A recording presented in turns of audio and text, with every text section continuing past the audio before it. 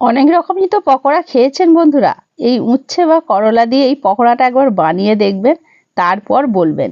প্রথমেই দেখুন বড় সাইজের একটা করলাকে ঠিক পাতলা পাতলা করে কেটে নিয়েছি, আর লবণও মাখিয়ে রেখে দিয়েছিলাম।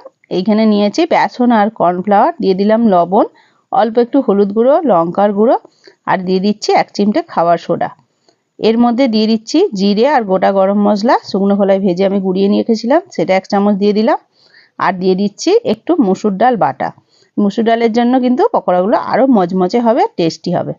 কড়াইতে দিয়ে দিয়েছি সাদা তেল, বেসনটা গুলে এবার একটা একটা করে পকোড়ার মতো করে যে করলাগুলো কেটে রেখেছিলাম সেগুলো ডুবিয়ে ডুবিয়ে ভেজে নেব। দেখুন বন্ধুরা, খুবই টেস্টি হয়, কিন্তু মুখে স্বাদও পাল্টায় আর খেতে কিন্তু অনবদ্য লাগে। আপনারা একবার অন্তত এইভাবে ভেজে খেয়ে দেখবেন, বারবার কিন্তু খেতে ইচ্ছা করবে। লাল লাল করে ভেজে নিলে রেডি হয়ে গেল। আর যেতে যেতে চ্যানেলটা সাবস্ক্রাইব করে দিয়ে পাশে থাকবে আর লাইক করে দেবে প্লিজ।